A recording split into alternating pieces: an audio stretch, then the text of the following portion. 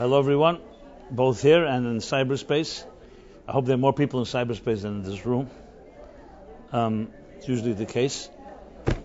So we're here to speak about, we're in the 3 weeks, the 3 saddest weeks of the Hebrew calendar that began a week ago, Tuesday, on the 17th of Tammuz, and will conclude in 2 weeks, Tisha B'Av, the saddest day of the calendar, time where we commemorate and we remember the destruction.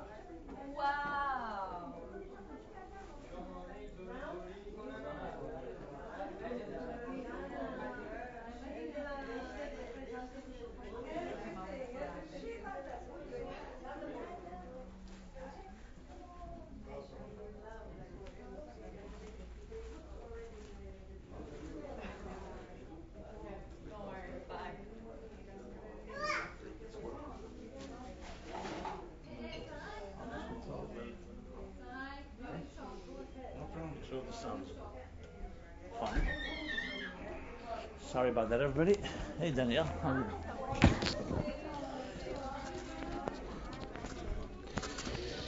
See, because you young ladies came late, it caused everything to crash until you came. Okay. Sound is going? Yeah, it's all right. It's good. It makes it sound like a background. There's a lot of people. Yeah.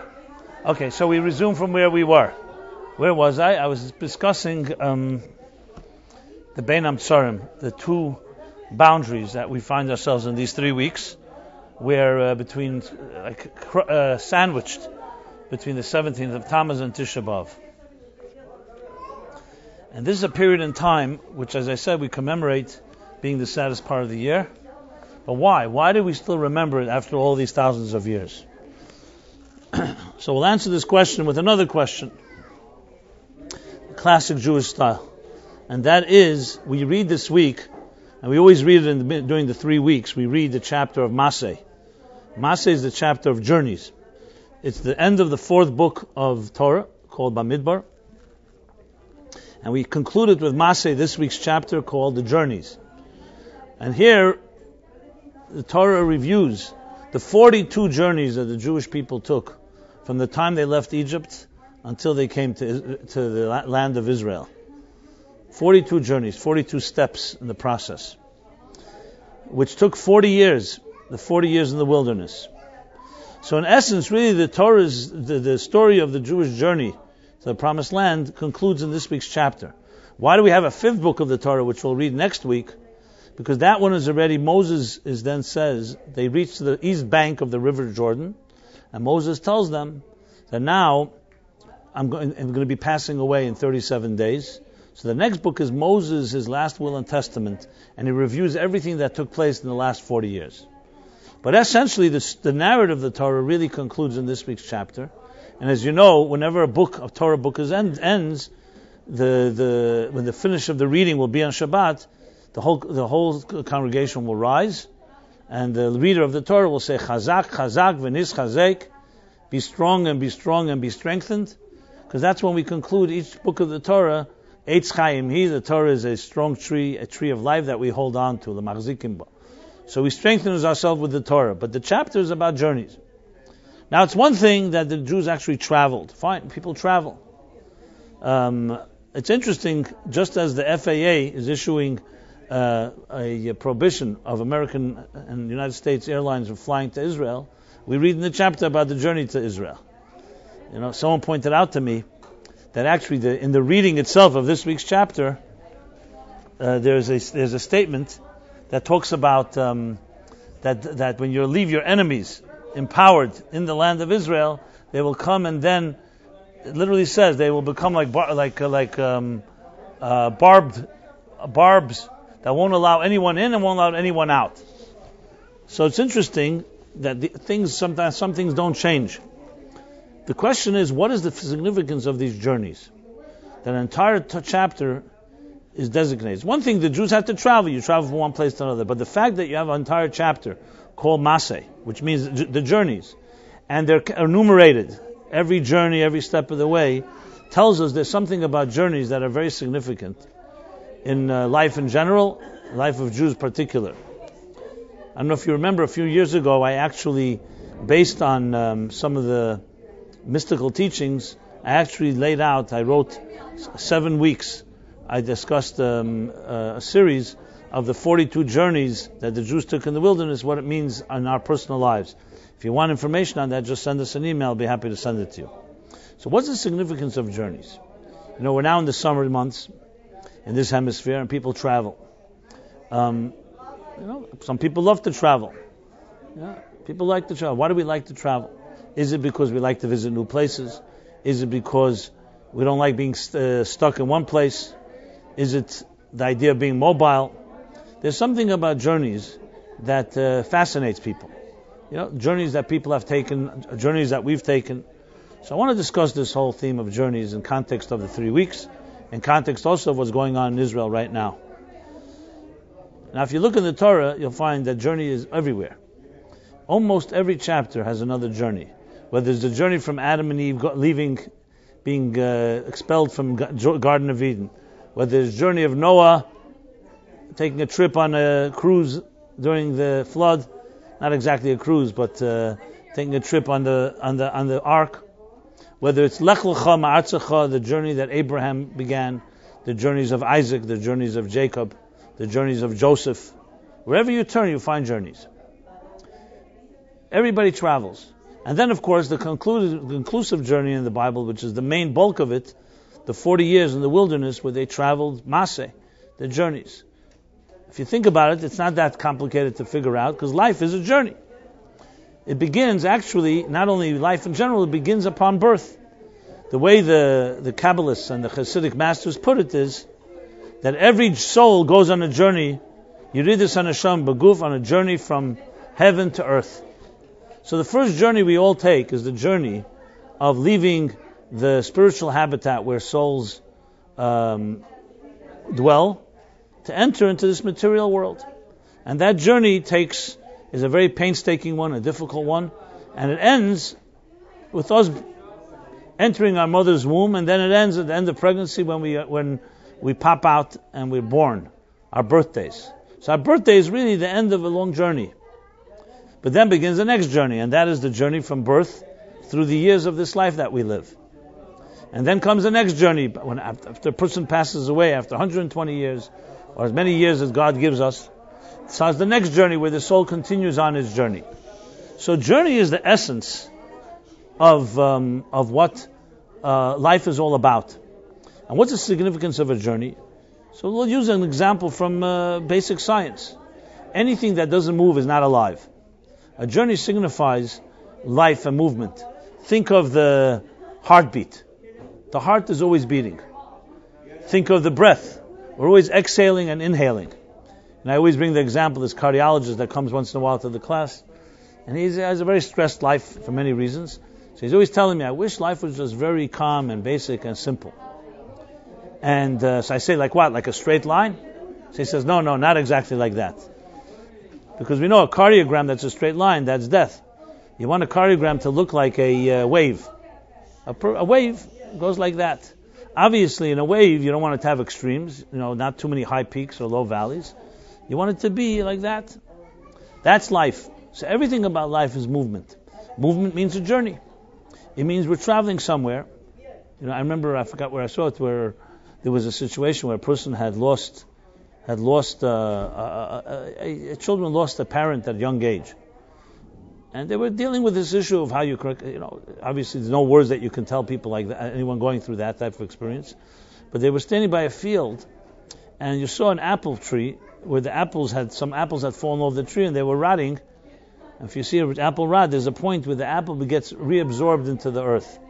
You could see it's like half rotten, but it's already being half absorbed.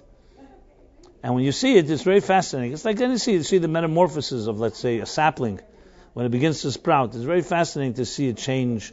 Obviously, it doesn't happen overnight, but you can see the process. Today, you have on camera where they fast forward. They what they call a multi-exposure image, and you literally can see something growing. It's really fascinating. And I think the uncle tells them, you remember, when it comes to the journey of life, everything is on its way to another place. And it's an interesting way of understanding life. First of all, it's very comforting to know that nothing is just the way it remains. Everything is on a journey. Tomorrow will be a different day than today. Do you mind?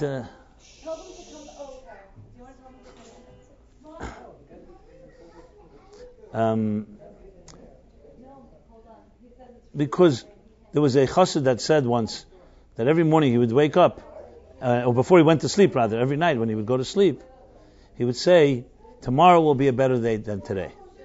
Many of us, part of our resignation, our depression, our sadness, our melancholy, is often a result of us just going through the motions.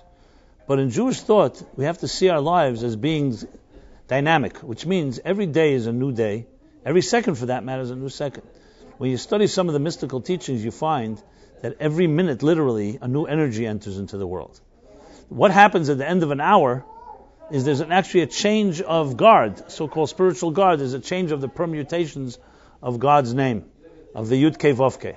So in truth, every moment is another energy. Every day is a new day. Which, as I said, gives a person hope. That means there's no such thing as being stuck or trapped in whatever situation you're in, because everything's a journey to another place. Which also means even when things are going very well, never lock yourself in and think this is the end of the story. Wise people, Ezu Chacham, who's the wise person? Harayas Hanoiled, the one that sees the birthing. Wise people don't never get caught up in the moment. They always look at what are the consequences. What will happen tomorrow? What will happen the next day? If I do so and so, what are the ramifications, the implications, what processes and ripple effect will it have? You'll see most mistakes we make is because we live in the moment, we're somewhat seduced or consumed or obsessed with a given thing, and we react. If we thought about the big picture, what would happen tomorrow? What will happen a year from now? What will happen in generations from now? Our whole attitude would be a very different one. So the idea of a journey takes on a much deeper shape. It's not just a question of traveling. It's a question of knowing that life is movement. And movement consists of the constant change that defines what life is all about. You know, when you talk about a good swimmer, an excellent swimmer is not someone who's swimming all the time. An excellent swimmer is someone who knows how to navigate. So if they're in let's say, in a water, and it gets choppy and stormy, they know that at that point, it's best perhaps not to fight the tide, and maybe just go with the flow. And then when it gets calm, that's when you use your energy to thrust forward. So it's really about navigation rather than just constantly moving. People who are inexperienced, not just in swimming, in any type of movement, will expend energy at times when they should not be expending energy. You have to really know, to be wise, to know when is it time to invest energy and when is it time best to ride the tide, to tread water, etc., etc. You know, in life this is also the case. Sometimes you're in a situation where you may be fragile, or you may be in a situation where you're not, don't have all your strength. At that time it's best, not necessarily to try a new initiative. Maybe at that time it's to take stock, to review, and so on. You even see in business, when there's downturns, there's wise business people, they use that as well as a time to review, a time to perhaps cut the fat, time to become more introspective, plan. Because everything, there's a time of plenty, and there's a time of famine, there's a time of plenty. What was so brilliant about Joseph that turned him into a Mishnah Lamelech, a viceroy of Egypt? So we know the story that Pharaoh had the two dreams that he had, one of 7 thin cows swallowing up 7 fat cows, and then 7 thin stalks swallowing up 7 very what we call abundant ones. So Joseph's interpretation was that they're going to be 7 years of plenty, the grain and the produce of Egypt, followed by 7 years of famine. So the 7 thin will swallow the 7 fat. Okay, fine, that was a brilliant interpretation. But then Joseph gave advice. So his advice was, since we know that 7 years of famine are coming, and now there's 7 years of plenty, he said, stockpile. Stock up enough grain that will last for the next 7 years of famine. And this single piece of advice turned Egypt into a superpower. One of the first. Because everyone needed grain, and they were the only ones that actually did that. So what was so brilliant about it? It seems like a simple piece of advice. If you know a famine is coming tomorrow or in 7 years, obviously stock up now, because the brilliant advice was implementing it. We all know in our minds, but why do they have a thing called forced savings? Because you're not going to do it if you're not forced to do it. Some people say, every month I'll put away some money. But if it's forced, which means that it's like automatic, then you don't have the temptation of saying, this month I won't put away. Next month I'll put away twice as much. It doesn't work. Because human nature lives in the moment, and we get caught up emotionally in the instant. So the brilliance of Joseph was knowing how to implement it. That even though there was plenty, and people could say, maybe this is never going to end. Maybe the famine was a mistake. Maybe the prophecy, maybe the dream was not accurate. Whatever reason, the tendency when you're successful is you're riding high, you take it for granted. That's understanding the journey. As the Rebbe Rashab once told an individual, that life is like a Ferris wheel. At the time, I believe in Vienna, the first Ferris wheel was invented in the late 19th century. It was a big event because no one ever saw a big Ferris wheel. And so he gave the Ferris wheel as an analogy for life. Life is a Ferris wheel. When you're on top, know that it continues to turn, and one day you may be at the bottom. And when you're at the bottom, don't think this is where it's at. It continues to turn. Galgal achezer, a spinning wheel. And you find it in poetry and songs and books, the concept of a spinning wheel, the idea that life is a journey. So that's the first basic lesson. Jews were always masters of knowing this. That's why nothing could destroy them. Because they always knew they were on a way to another place. If it's really terrible, they knew they were going to a better place. And if it was really great, they didn't take it for granted. They always knew that there may be times when there may be famine, may not be so good. So you prepare. That's what wise people do. And you see collectively, that's what Jews do. That's why the Torah is so consumed with journeys, because it's telling us the secret of life. Don't ever convince yourself that life is static. Now, nature and the animal kingdom, they're all aware of it. You see, that's why they react to the seasons. Look, just observe a tree. How a tree goes into hibernation in the winter, then asleep, and then suddenly begins to blossom in the spring, and then it thrives in the summer, only to shed its leaves in the fall as it goes back to sleep. And animal kingdom also, they know there's the seasons. They're aligned with the cycles. We humans, due to our own arrogance, or we think we can control everything, think we can eliminate the cycles. Just take, for example, the idea that in New York, for example, 24/7, you can get anything you want. You can get fruit that's completely out of season with a phone call. So you start convincing yourself that, we're supermen. We can do anything we want. When in truth, it's not the case. Some people complain about LA, that even though it's a beautiful climate, but it never changes. So it's not natural, because life changes. New York, some say, is much more aligned with the real cycles of life. One day it's freezing cold, the other day it's bitterly hot. Bitterly cold, I should say, and terribly hot. That's the cycles of life. But people like sometimes a plastic environment where things are just consistent. Like being a couch potato. This is a human invention. We sit in a couch and we just sit. This concept of what are you doing? Nothing. Is a human invention that goes actually against the grain of what humanity is about, which is constant movement. The idea, I'm just sitting. What are you sitting? I'm watching. I'm watching other people move. What do they say about a baseball game? You have 50,000 people who need to lose weight watching 18 people who don't. So life is really movement, but we have tried to master and become like, you could sit in one little place and not make any movement, which really goes against the grain of who we are. That joke, Yankel was an older man sitting on a bench one day. He was very despondent, in a bad mood. His friend comes over and says, "Why are you such a bad mood?" He says, "My wife is very angry at me." "Why is she angry at you?" I'm saying, what's new about that? She's angry every day at you. She says, no, now she's really upset. What happened? This morning, when she went to work, she asked me, "What are you going to do today?" I said, "Nothing." So she said to me, "That's what you said yesterday." And I told her I wasn't finished. I wasn't finished doing nothing, that is. So some people are busy doing nothing, and they still need to finish doing nothing. So it's a plan that today I'm going to do nothing. Now this concept goes against human nature, because as I said, everything about us, imagine your heart and your breath decided to do nothing. You wouldn't be very happy. They have to constantly be moving. The question is how you move and how you navigate. Like I said, in the winter, it's one way. In the summer, it's another way. So that's why the Torah talks about the journey, so makes it so significant.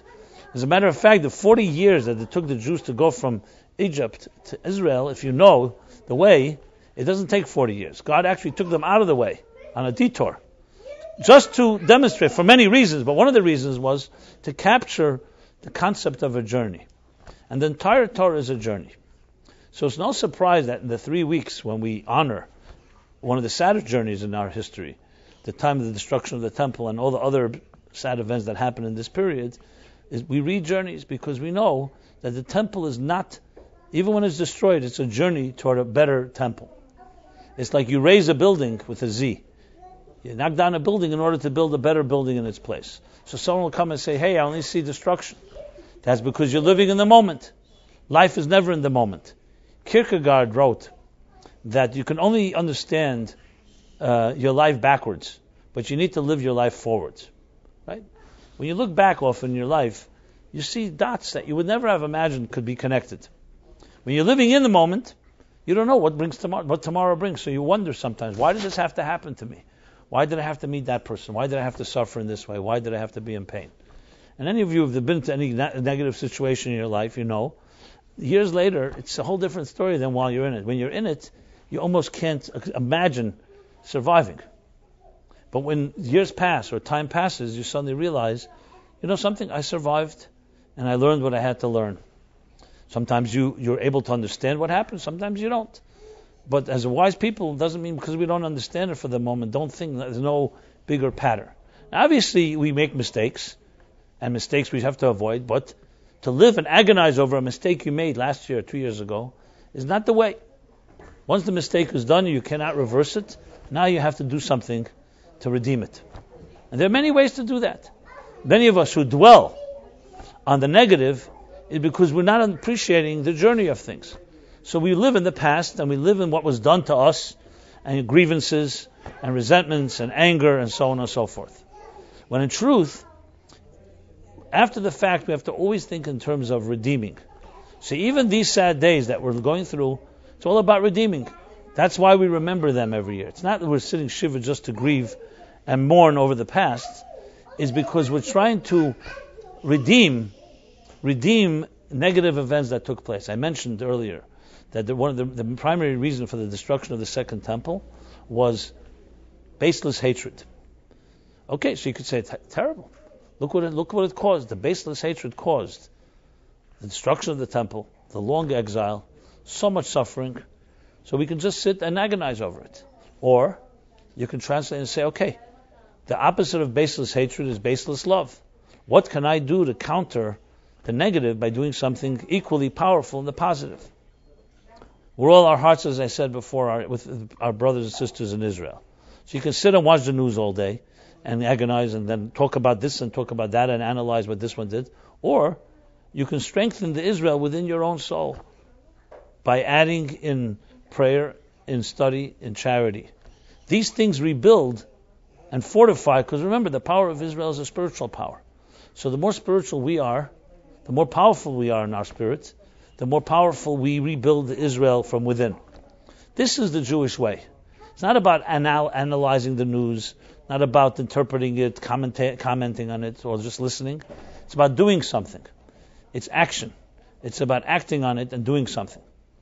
And this has been, you'll see, all the real leaders, all the productive individuals, Jewish history, were people who took a situation, even sometimes very difficult situation, and they took it into, how do you build something out of it? And I witnessed this personally. I saw the Rebbe, Lubavitcher Rebbe, every time a tragedy took place, or there was a loss, his family, or some other, or in Israel there was a war, what did he do? He always built something new. It was never about dwelling on the negative. It was taking the negative energy and doing something positive with it. That's what a real journeyer, traveler does. Someone who does not know how to travel, they just get stuck. It's like, let's say you're traveling on a road and you're going somewhere, and then you hit an impediment. You don't know. So many of us just get very flustered or disturbed, and we don't know what to do. What do I do now? Some of us may even backtrack and say, I got to retreat. Some of us just get paralyzed and stay stuck there. What does a real traveler do? You figure out what to do. Look at water, for example. You know, water is not even human, but water moves. When water hits an impediment, what does it do? It doesn't sit around. It starts working its way. It's going to find a crack. It may take time, it may go this way, it may go that way. Like the roots of a tree as well. They will continue to look for their sustenance. That's what a real traveler does. The Jewish people always knew how to do that. That's why they never got themselves destroyed. Because even when there was negative things that happened, there was always a step going to another place. So that's an overall lesson in the whole process. And there's so much that it could teach us in our own personal lives. As I mentioned, that the 42 journeys that they took, the Jewish people took from Egypt to Israel, which are enumerated in this week's chapter, each one of them, the Baal Shem Tov says, we all will go through these 42 journeys in our lifetime. And he even says someplace that even actually every day we go through them. So as I mentioned, I wrote up, I was intrigued by this idea, so I went to study and to research what are the 52 journeys in our lives. So again, if you're interested in reading that, I wrote up a whole series on that, and you can find it online on our website, Meaningful Life. Just go to Journeys or something like that, or if you don't find it, email us. I'll be happy to send it to you. So there's a lot to say about each specific here. I'm not going to go into that since I already did that. But what it brings it down, drive it more, point home more in our own personal lives. As I said, I was focusing on negative experiences to know that nothing remains that way. That if you're able to forge ahead and see it through, you'll be surprised where it can lead. The Baal Shem Tov has an interesting analogy for that. He calls it the analogy of the Schwindeltreppe. If you know Yiddish, Schwindeltreppe literally means swindling steps. It's a word Yiddish for a spiral staircase.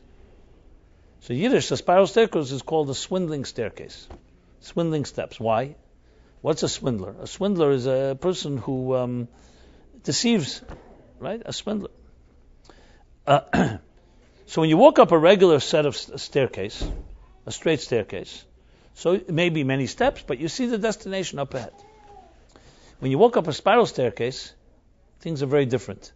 You don't see the destination straight ahead because it's spiral. So you keep making these 180 degree, 360 degree turns until you finally get it. It's a very good use of space. You can actually create a staircase where if you have less space, a spiral staircase gets you right there because you don't need to go in the length. You just go up. But the interesting thing, and this is what the Baal Shem Tov says, that right before you reach your destination to the top, you have to make one final turn. And your back is facing the destination. So you can convince yourself, if you don't know better, that you're not close to the destination. And he gives the example in life. That's what life is like. It's not like a straight staircase. It's a spiral staircase. That's why it's called swindling. It swindles you into thinking that you have not reached your destination, which is often happens in life. You make effort, and then you don't see results, so you give up. When the fact is, if you really knew you were right there, 99.9% was done, and you went and someone else grabbed the whole reward, that whole effort you made. It's critical to realize that in life, seeing things through. And life sometimes means that you will not see your destination in front of you. Your back will be faced to it, but it's right there. This is a tremendous example in life. He actually uses this example also that there's certain in dancing. There's a dance that way too. Sometimes you dance with a partner face to face, but sometimes you turn and you don't see the partner. So he explains this analogy to understand life in this kind of context. The moon is another example. The Jewish people count and are compared to the moon. We bless the moon every month, and the moon is a symbol of Judaism, symbol of the nation of Israel, as opposed to the sun, which is a consistent rays of light. When the sun shines, besides sunspots and some fluctuations, the sun is a consistent source of light. The moon, on the other hand, is always going through phases. Always. Every day. The phases actually impact the earth too. The tides are affected by it. So you have a full moon. You have a new moon. You have the first quarter. You have the third quarter. And every day literally, the moon's phases change. Which teaches us that what the moon reflects far more real life than does the sun. Because that's exactly life. It's waxing and waning. It's waxing and waning. This is the essence of every journey. So the journeys that will take us through the dips and the highs and the lows and the twists and turns of our lives. And the big challenge is how can you navigate? Learning how to navigate is the key. Not learning to keep everything stable or to stay out of trouble or to make sure you don't get into any difficult place. Life is going to throw every type of curveball at us. And the ones that make it are the ones that know how to navigate. And navigate includes knowing when to absorb and knowing when to give. It's like, what do they say? Know when to hold them and know when to fold them. Right? Even if you don't play poker, that's a line everybody understands. You have to know when to continue fighting and when not to fight. And it's not always that easy. I'm sure we have situations that we all know where you're like really committed, you're really invested, and you don't know, should you stop, should you not stop? After you put in so much energy, should you stop now? Like I just said, maybe it's one more step to the destination. Or maybe you're putting too much energy. So there's no formula that I can say it's one way to know. You need to review everything objectively, and always best to review with a objective friend, someone that with a fresh set of eyes can look at it and tell you, this is what I think. So when you have these different, that's how you look at something. You have to always realize we have blind spots. When you're invested in something for so long, you may be your own worst enemy, because you are so much involved in it. You can't extricate yourself from it. So it's all about learning the navigational tools. That is the key. And that's why the Jewish calendar, we don't shy away from 3 weeks or 9 days and sad days, just like we have a Purim. Like the Talmud says, Kashem, Shekmishanichnis Odem Marben B'Simcha, just as when Odem enters, we increase in joy. Actually, I think that's the opposite expression. Just as in the days of Av, we decrease in joy, in the days of Odem, we increase in joy. What do you equate the two? What does one thing have to do with the next? I mean, the word increase? Joy? The answer is because they're both two sides of one coin. They're the Ferris wheel. So they really complement each other. I discussed this, I believe, at length also once with regard to another interesting paradoxical statement where it says that Moses instituted 7 days of celebration after a wedding called Sheva Brachas, and 7 days and 7 blessings, and 7 days of grieving after a death. Why would you bring the two together? It's bad enough that we know that life is going to lead to some losses. But we're celebrating now. Why do you have to remind us that just like the days you're going to celebrate, there's going to be days you're going to grieve? Because it's really about understanding that life is a combination of the entire flow and movement on all levels. We don't just talk about the moment. We're talking about the whole picture. And the whole picture at the end is a good picture. Why do we break a glass at the end of a chuppah? The custom is to break a glass at the end of a wedding ceremony. You could think, so the most common reason everybody knows is because breaking the glass reminds us of the breaking of the temple, destruction of the temple. So the question is an obvious one. There's Tisha B'Av for that. You have times to remember that. Why at the high point of a couple's life, the night of their wedding, there's going to be plenty of challenges in their marriage. But at least give them one night. Why do you have to remind them under the chuppah already that there's destruction in the world? The answer is a very beautiful answer. The answer is the following. When someone, in their height of joy, remembers that the world is not perfect, and though I'm celebrating, there may be someone whose heart is broken, then the day that comes when you're not celebrating, you have a sadness, you are also remembered. Those that arrogantly just celebrate and they 100% joy and they forget everyone else selfishly, then when it comes the day when they suffer, God forbid, they also are 100% sufferers and there's no room for any hope. When you're humble in your joy, you'll be humble, so to speak, also in your sadness. So it's a cycle. It's a psychological way of looking at life in a humble attitude. That when you're blessed, you should be humbled by the blessings. And when you're saddened, you should be humbled by the sadness and not think it's only about me. Because those that think, and now I'm celebrating because I deserve it or I'm a self-made person, what happens when things are not working out? Then you're completely devastated. Because your whole identity, your whole value is based on whether you're suffering or whether you're happy. When in truth, both should simply be seen as two stages in a journey. Now, obviously, we pray and we hope that every journey should be a positive one, and it should only be with joy, and it should not have any setbacks or worse. But that's not always how it works in this world, Even though it's so sad to see what's going on in Israel, and men, women, and children, especially children, being terrified by these air raid sirens, and having to run to shelters for no reason. simply because they're Jewish, and no matter how, I obviously biased, but as much as I bend over backwards to think, there are a lot of grievances that say Hamas may have. And they have grievances that Arabs and Muslims may have. Let's just even say they have real grievances. But why don't they have a human way of dealing with them? We also have grievances. We were killed, 6 million Jews were killed by the Nazis. Why aren't we shooting rockets at Germany? Why did we never consider doing that? Because you find ways, and if you're a healthy person, to figure out, that's even if you have a grievance. Some people say these grievances are also fabricated, which is another discussion. And yet, you see a world that does that, constantly is trying to justify in some way. Say, both sides are not perfect. Obviously, that's a fact. It's a nice statement. Of course, there's no one on earth that's perfect. But you have to really know how to distinguish between two separate things. And it just makes my blood boil when you read the articles. They say, okay, so here civilians are being killed. Yeah, but you have to understand, in Israel, imagine that Israel would put one weapon in a school or in a hospital or near civilization. Everything is away from any type of innocent people. So to equate the two is so insane. But we live in what's called an Alma de Shikra. It's a world full of swindling and lies. And there's no one to turn to. Look, if the world could have been silent when 6 million Jews were being killed, and I'm sure there were people who found reasons why the Jews deserved it, then it's not surprising that today the world can find all kinds of excuses and reasons. That's why good Jews understand that you're not going to rely on the world. We don't need anybody's blessings.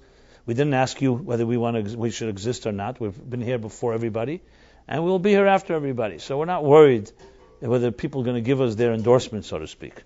This isn't a marketing campaign that you need Madison Avenue endorsements. So that's a given. But so to go expect that you're going to find some type of support, it's just not going to happen. So the bottom line is, the sad part is that this is a repeat of everything that's happened. But with all the sadness, to see the Am Yisrael Chai attitude, I'll be going to Israel Saturday night. So this was planned before, but I wouldn't have canceled it, and it's El Al anyway, so I don't care what happens with other airlines, from my point of view. And I don't even have any hesitation. People ask me, how you do this? No, it's not because I'm cocky or something. I just feel comfortable doing it, and that's that. Mayor Bloomberg could do it. I could also do it. That's not the point. The point I want to make is, I was going to mention at the end of the class, if any of you want to send your name or some charity for me to give, especially in these times, please feel to do so here at the end of the class. Or if someone online wants to do it, you can do it online on our site. But the point I'm making here is that on the other hand, as sad as things are, and we should never have to rely on it, the unity that it creates, and it's so clear, crystal clear, that the world is not to be relied on. And thank God we have our own resources, and that you have a situation where the calls for ceasefire, it's like ridiculous. You're dealing here within meters. Now it's being exposed what is really going on. These tunnels were meant to become a mass attack that they wanted to do, planning this coming Rosh Hashanah time, high holiday season. That who knows how many people they would have tried to kill. Now when you have, I don't know if you've been to Israel. Israel is the size of New Jersey. You're dealing here, things are miles away. Forget about the West Bank. The West Bank is interwoven with Israel. So now one thing is clear, like the day, and people are saying it already, the concept of a two-state solution is just totally ludicrous. As soon as you give a state to someone that can build a tunnel under your house, you have to be crazy. It's become total suicide. So this is what was exposed now. This is what happens. The humanitarian aid, the hundreds of millions of dollars went to build, I don't know if you saw these tunnels. They're infrastructures. They're not just tunnels. It's not some type, everyone thinks some type of like tunnel they created. It's a total infrastructure with fortifications, with internet, places to live, to store weapons and so on. A whole city under a city, a country under a country. And so it's very clear what the intention is. The intention is not they're trying to get back a few settlements in the West Bank. They want Tel Aviv. They want everything. And this to me is so obvious, but it has to be stated because the propaganda is so intense. But I go back to the positive side, if you can say it as such, is that our journey continues, and we're not afraid of journeys. This is what it needs to be done now. This is what will need to be done. It heartens the heart and soul to see young soldiers ready to sacrifice, and not already, many have sacrificed their lives to protect their brothers and sisters. God forbid that we need to rely on that in the 21st century. But it's there. They could easily move away from Israel, live somewhere else, but they're ready and they dance. Look at the celebrations and the unity that it creates. We understand that we're embattled, and thank God we have what the army is necessary. Some people are saying just carpet, whatever, nuke the whole Gaza. Someone else I just read said, since Gaza is there, why doesn't someone just find like a type of razor blade and just cut the whole thing off and let it all fall into the Mediterranean? I don't know if that's doable. I'm not advocating these concepts. I'm just sharing some of the frustration. When I get there, I'll let you know what I think. We're all strategists. I rely on hopefully wise Jewish soldiers, military. But I want to say on a positive note, from our perspective, we're all in it together. Because it's not like us and them. As I mentioned, all the Jewish nation, entire Jewish nation is one large family, one large organism actually. So anything we do strengthens them, anything they do strengthens us. And God forbid the opposite also. So don't see yourself as an independent entity. Jews made the mistake already in World War II in America, saying this is not us. And we're silent. We have to do what it takes. Both of them want to understand the situation, not be apologetic, explain it to others who don't understand it, and protest when you see an injustice being written or said. At the end of the day, we have to be clear-headed. And if you don't have the words, talk to someone that is more educated or more informed and understands the whole history of the thing. I just was actually looking up on our own website. I remember now that I wrote, the last time there was the Gaza war, a few years ago, I wrote a whole dialogue I mediated the dialogue between pro-Israel and pro-anti-Israel, which I posted, which really goes through a lot of the facts that many people are simply not aware of. Where's Gaza come from anyway? What entity was it? Who controls it? Egypt, not, etc. So it's important to know our facts, and above all, to know what we have to do when it comes to times like this, which is, as I said, number one, to fortify the spiritual Israel, which is through Torah, Aveda Gemilas Chasadim, like it says. We're going to read in the Haftarah next week before Tisha B'Av, the last words of Yeshaya Hanavi in the Shabbos Chazon. He says, "Tziyim b'mishpat tipada v'shaveh b'tzdaka."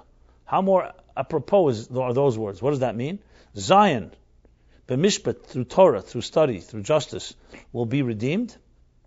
V'shaveh, and its captives and its hostages will be freed through charity.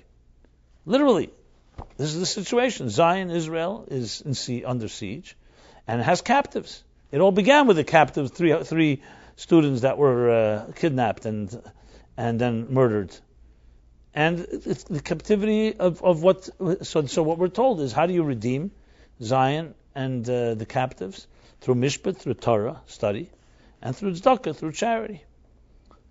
That does not mean we don't have to we don't have to bear arms and do what we do. Like Jacob taught us, you have to prepare prepare for war, pray, and prepare a bribe and appease them. And then, of course, war is the last resort. So they complement each other. There's nothing wrong with having both a spiritual war and a physical war together. You do what it takes. So don't underestimate what each of us can do. And it is all part of the larger journey, which reflects and mirrors our own journey in life. Each of us, no matter what you're in, situation, when things like this happen, sometimes our own little pains get pale in comparison. You start saying, what I'm going through, look at this. But that still doesn't mean we don't have our own issues. So remember, you too, each of us here, is also on a journey to the promised land, to the holy promised land. And each of us has to go through the navigate, the twists and turns. And you navigate when you have a GPS, when you have some type of compass that gives you direction. And what's the direction? The purpose and mission of your life. That's ultimately the goal. So what I said before, a good swimmer knows how to navigate, but a good swimmer also knows how to get to the destination, whatever it takes. And that's what Jews also knew. They knew not only that you don't live in the moment and that the journey is, everything is a journey to another place, they kept their eyes on the ball. They kept their eyes at the destination. In Judaism, we call it Mashiach. I know some people are frightened by that word. It's fraught with all kinds of misconceptions and stereotypes. But it simply means a world that will realize the purpose of why God created this universe. And that is a world of harmony, a world of unity, Whereas diverse as we may be, we'll join together in one tranquil environment. So that's what they kept their eyes on. So even in the harshest of times, they would sing Ani Mamin. You know the song Ani Mamin? Has different tunes to it. But the words are, I believe with complete faith in the coming of Mashiach. And though he may tarry, Alpha Pishis Mamea, he may be delayed. I still believe.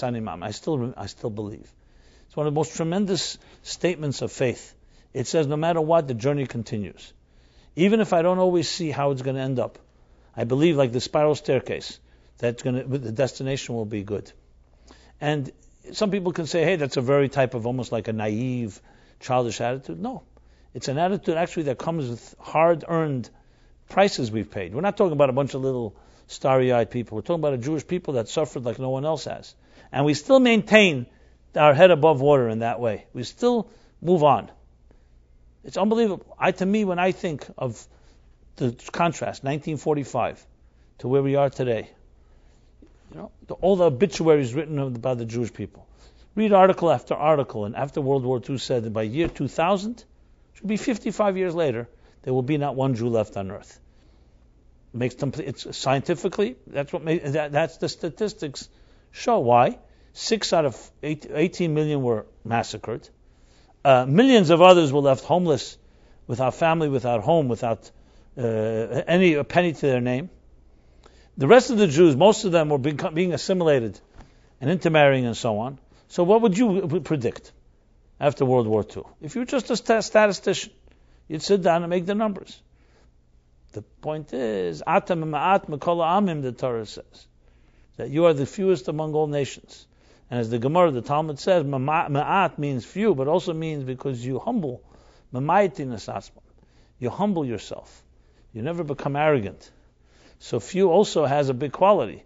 It means that you survive because you're not so consumed with yourself. And that's something that a statistician and a scientist cannot measure. How do you measure spirit? How do you measure resolve? How do you measure immortality? And that's what happened. A broken nation, destroyed in so many ways, picked up in pieces, 1945, and rebuilt their lives. As impossible as it sounds. The Kloisenberger Rebbe lost an entire wife and entire 11 children, I believe. How do you even survive something like that? The whole life. Your children, you remember every name of them, and they're no longer here. You're the only one left. How many people can move on from there? Now, I never forget the anguish. The loss is not forgotten. It's not like, but there's some deeper strength to build, and he gave many people strength. And he rebuilt the community, and was one. There were many others like this. He's just one of the more prominent ones that people know. How he consoled little children and orphans and widows and widowers. The first Yom Kippur after the camps after they were freed from the camps. I heard from people, eyewitnesses in the DP camps, what that Yom Kippur was like. Imagine Yom Kippur 1945, 1946 maybe. After people were coming out, everything was gone. The story is unbelievable. Just imagine the scene. Thousands of individuals without anything left. No siblings, no parents. It's almost impossible to imagine. Every one of us, we all have families. You have your brothers, sisters, you have parents. Obviously, some of us have we suffered. Some of us lost parents or lost relatives maybe in our lives. But here you have somebody, an orphan. Every brother, sister is gone. No father, no mother, no home, nowhere to go. No grandparent. Nobody around to pick up the pieces. Which is usually the case. God forbid there's a tragedy. You have someone that helps. I'm not minimizing tragedies, but you get the idea. And here was hundreds, thousands. And yet something that nobody could really measure. Even now, we don't really understand it, but it's the story of the Jewish people. It's like a pilot flame that never goes out. No matter what happens, the pilot flame will not go out. The Am Yisrael Chai, the Pintel Yid, the spark, you see it in times of crisis, tragically. And we have to remember to try to hold on to something like this in times of plenty. We don't have to wait for crisis to awaken that spirit. It becomes difficult because we become apathetic when things are going well. So let's remember to hold on to this in positive ways. Now's the time to strengthen love for each other, reaching out to a stranger, be kinder. This is the time that we're in. That's why in the 3 weeks, that's what we do. We don't sit around and just wallow in our misery over the destruction of the temples. No, you add in charity, you add in study, you study the laws of the Beis Hamikdash, which helps rebuild it. You add in Avos Yisrael and loving others, acts of kindness, etc., etc. That's how you battle it. And the more the misery, the more the pain, the more the loss, the deeper the commitment to the light. And that's animam. I believe with complete faith, and though he may tarry, and though I may not see the picture, and I cannot see how this is going to end, I know it will, in a good way. This is the sign of a true navigator, a true traveler. So both on a personal level and on a collective level, this is the story of our lives, story of our people. It's a marathon. And every generation carries the baton for the leg of the marathon, both, again, collectively and individually. Never forget that. Sometimes we get so caught up in the whirlwind, in the roller coaster of life, your immediate issues, your immediate needs, survival, paying a bill, other hassles and so on. And you have to step back at times and remember there's a big picture. You were chosen to be here in the world today, in this generation, as part of a continuing journey, as I said, a marathon. And you have a role to play. You're responsible to fulfill your role. That's the bottom line. You have to focus on your destination. And if you don't know what that role is, you're responsible to find out. And that's by asking and caring and being desperate, maybe even to search for it. And to indulge in just taking care of your own needs and the immediate and saying, I have no time for others and no time, I have to take care of my needs. It's frankly selfish. And it's definitely a disgrace if we turn to our parents and grandparents and great-grandparents and people who are ripped away from this world before their time and tell them, you know what, I decided I'm not really part of this, I have my own life to take care of. It's not appropriate. So we honor people who've given their lives. Here we have 37 soldiers who've died tragically to protect other Jews. And for what? What are they gaining here? Just to protect from these senseless attacks that are just meant to terrify and just meant to randomly kill whoever it may strike. Completely, what's the word I want to use? Completely, not random, non-targeted. What's the word for it? There's some word for it. So you honor people like that by what? By going back to your own life and saying, I'm taking care of myself. No, we have to be soldiers as well. Soldiers on the front in our own lives. That's what a soldier does. A soldier is on the move all the time. And even when a soldier is crouching and not physically moving, that's also part of the move, like I said. It's navigating. It's knowing when to make a forward movement. It's knowing when to stop. If you look at military strategy, that's a big part of military strategy. As a matter of fact, they say some of the military strategy, the brilliance of military strategy is not knowing when to go, it's knowing actually when to retreat and let the enemy think you're retreating. There's all kinds of tactics used. It's all about navigating, knowing how to maneuver and navigate the difficult waters when you're dealing with adversarial forces. There was a tactic used, and it's brought in Hasidic thought, that sometimes you actually go out into the open and let the enemy attack you to draw them out. So you may lose a few, but now you've drawn them out and you can conquer. So you lose a few to win a lot more. We shouldn't need to do that. But there are many tactics. So a soldier in the army and the military, whether it's Navy, Army, or Air Force, are always on the move. I don't just mean physically. That's what a soldier is. Now, thank God we live in a life, in a world where we don't have to be in battle all the time with real enemies. Here, unfortunately, in Israel, they do have to. But when there is no battle physically, there's still a spiritual battle. Are you going to be a couch potato, apathetic, paralyzed, just taking care of and immobile, or you're going to be on the move? What does that mean? That you continue to grow. Mailan b'kodesh. On Hanukkah, one of the lessons we learn, why do we add a candle every day? Why not just light one each day? So it's a whole discussion, Mahadrim and Mahadrim, because technically, the key is to light 8 days. You don't have to light 1, then you light 2, you light 3 and 4. It actually adds up to a lot more than 8 when you count all the candles, because there's the concept, as Hillel says, Mailan b'kodesh. You increase in holiness, you increase. That is a person on the move. You're never satisfied and say, I kept Shabbos last week, yeah, but this week a little more passion, something innovative. That's what healthy people do. Look at business people. They don't say it's just enough. If I made a profit last year, I don't just want the same. Misha yesh le'imana, someone who has 100 wants Messiah 200. And they'll look for innovative ways to make it even more exciting. You want lessons? I see it always, the best lesson you can take is from Coca-Cola. Now Coca-Cola always coming up with innovations. The same little brown fizzy drink that has no particular value is the biggest brand on earth, and now their cans have these names. Buddy, Pop, this, and everybody's intrigued. Coca-Cola came up with a new campaign, just simply to get our attention. Because the name of the game is, if you're not busy living, if you're not busy being born, you're busy dying. If you're not renewing yourself, you're regressing. That's the name of the game on business and definitely on a spiritual level. That's how we have to be, dynamic. Every day is a new, fresh day. Do you think like that? Or only children think like that? What happens to us as adults? We stop thinking of every new day as new opportunities. We say, you know what, new opportunity once every 10 years, I'll also be happy. One guy tells me, I don't even want new opportunities. I'm happy if I come out at the end of the day unscathed and not worse than yesterday. That is already for me happy. Well, that's what's the word? Cutting ourselves short? Is that the expression? Selling ourselves short. When you have ability every day, new day, a new day, new fresh energy to do something new. Why did God give you a new day? Just to do what you did yesterday? He gave you yesterday for that. And like I said, doing nothing. Well, it wasn't. Like the guy said, I'm doing nothing today. You said you're doing nothing yesterday. He said I wasn't finished. So we're not talking about continuing doing nothing. We're talking about doing something. So this is an attitude. This is called a journeyman, a journey person. Let's not make it sexist. Today it's a business person, spokesperson, flight attendants.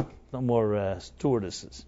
We're being. But the point is that it's about a journey, and a journey is a tremendous asset when you understand your life. In Hasidic and Kabbalistic thought, especially Hasidic thought, talks about Yeridus HaNeshama B'guf, the long and arduous journey the soul took to come down to this earth. Only what? Yeridus Tzorech Aliyah, to come down in order to reach a greater place. You may have heard this line, but think about it for a moment very practically. It means that every move you make is meant to yield a profit, is meant to yield something more than what you began with. And the same is spiritually and the same is psychologically.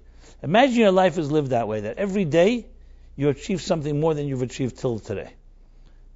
Guaranteed 80% of your problems would disappear. Because you'd have that confidence and you'd have that sense of satisfaction, contentment. Look what I did today. Not in an arrogant way, just feeling fulfilled. What happens when we don't feel fulfilled? We feel a void, so we start looking for something. And usually it's unhealthy. You find something, some type of short-term, short instant gratification or something that will just relieve your pain or your loneliness. But when a person is content and fulfilled and they feel tomorrow is a new challenge, I can't wait to wake up in the morning. How many people even get excited to wake up in the morning? I know people, you do? Good. You get excited to jump out of bed, take on a new day. Some people tell me, I wish I didn't have to wake up today. They don't mean to die, but they mean, skip a day. Because it tells you pretty much what's going on in your life.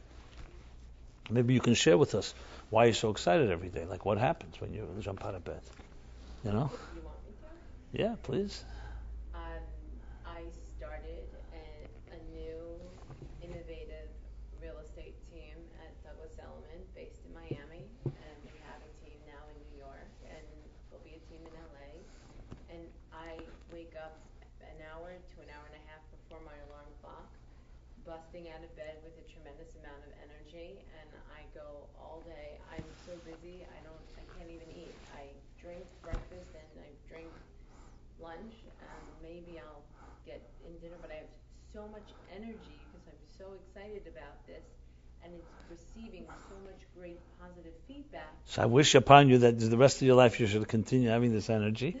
Have you always had such energy, or only this new venture? No, I think I've always had this energy, but now Okay. it's like at a whole new level. Good. Okay, so here we have, you just heard a live specimen. But this is also after a 20-year journey. You were talking about a journey. Right. This has been a 20-year journey of my spiritual development to figure out my purpose. So it's been 20 years, and now it's finally here, and I'm really excited. Okay, so ladies and gentlemen, do you believe that she's 20 years old? Huh? It's very exciting, and it's all good. Okay, good. and was not a setup for those of you listening wherever you may be. Yes. Well, look, I'm quite glad to hear. You're definitely from the minority. I hope you know this. I wish it upon everyone. But it has a lot to do with embracing or finding your mission, embracing it, and being excited to perpetuate it. So, my friends, like this. So as we read this chapter about journeys, and we are on a journey in the 3 weeks, and it's the summer when we go on journeys, and there's the journey, of course, that Israel is going through. Sadly, again, it's almost a repeat of previous. We all know we're on our way somewhere better. And as the Baal Shem Tov says, "Hashem etzadi gover kenanu," God leads the footsteps of a person. So every journey is led. The question is what you're going to do. So when you come somewhere, whether you went for business reasons, for vacation reasons, for some other ulterior motive, there's always a deeper reason that you went. So it's always good to keep your eyes open for the things that are unexpected. When you go somewhere, keep your eyes open for the things you didn't plan. You may have your meetings, but there's things that happen between the meetings. And things happen when you're walking to your hotel, or you're hanging out here, or you're going there on the beach, whatever it may be. And that's when the real plan happens. See, the greatest things happen when human beings get their plans out of the way, so God's plan can manifest. And that's when, but also often our human plans, we become so rigid in our own plans, we don't let any spontaneity in. So you say, someone says, "Hey, how are you?" "I have no time, I'm running to a meeting." You never know. That "how are you" could be the whole reason you're there for that person. Or you're there for that person, or they're there for you. Or maybe both. So the concept of journeys takes on a whole different meaning, that we are led to places, no matter what reasons we may have, for something to happen. And when you think of it that way, that's also new opportunities. I'm going for a particular reason to Israel. Ostensibly, initially, it was to speak at a Yemei Iyun, a group of adult women education in Israel called Orchaya, where I'm going to speak there for a few. There's the Yemei Iyun, it's called. 3 days of Iyun, in depth, I guess, like seminars or whatever. But I'm sure that may not be the main reason. And I had no idea that when this was planned, the events in Israel were not what was happening now.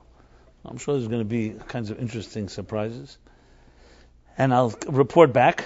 I want to say this next 2 weeks there will not be a live class. That is this place. I'm going to record them so they'll be online, but it'll only be online. So I'll miss you all, physically that is. But you won't miss me because you could see me on the screen. So today we have that disproportion. But if you'd like to send me a video message, I'll be happy to listen to you too. But regardless, I will be, again, if anybody wants to send over any blessings or prayers or names or charity to Israel, I'll be happy to take it as a messenger. And I'll be going Saturday night, Mitzvah Shabbos, with God plans that should be the case. And I'll leave Kerry and the other diplomats to figure out how to cause more problems. I'll try to be there to help create solutions, and so that'll be the next 2 Wednesdays, which is next Wednesday and the following one, which is after Tisha B'Av. But I will be back, I believe August 10th would be the right date. I'm not sure, August 10th, August 6th maybe. No, August 6th, August 13th. August 13th. So it's 2 weeks off, and then, yeah. And Philip will be giving his class tomorrow, but I want to conclude on this note. It's already 1943 years, 45 years, since the temple was destroyed. It's a long time. It's almost 2,000 years. And we're here. We're standing. Talk about it. We will dim the lights on Tisha B'Av unless Mashiach comes. Maybe we'll still dim the lights for other reasons. And we will be honoring these sad days as we've honored them so many years. But as sad as they are, it should give us hope. Because look, we made it through all these trials and tribulations. Whatever we have today doesn't come close to what the Romans set out to do. And then after the Romans, it was the next generation, and the next, and the next, and the next.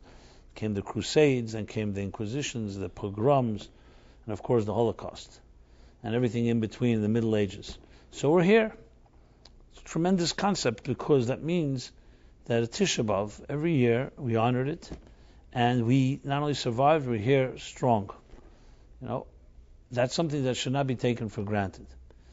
That means there's something in there that you can take to our personal lives. Like I said, the pilot flame does not go out Obviously, we want more than just a pilot flame. We want to fan it to have a full-blown flame. So for every one of us has unbelievable responsibility, because today we live in a world where most Jews are ignorant of what it means to be Jewish, confused, misunderstood, and it's critical for any of us that have some commitment, have some involvement, awareness, to share that. Because for every Jew today that is somewhat familiar, you have 100 that are not. And I'm not saying this in any the critical or the condescending way. I mean it as a responsibility. It's a part that drives me. I was privileged. I was the right time in the right place. I can't say it was due to my effort. I was born in the right place at the right time.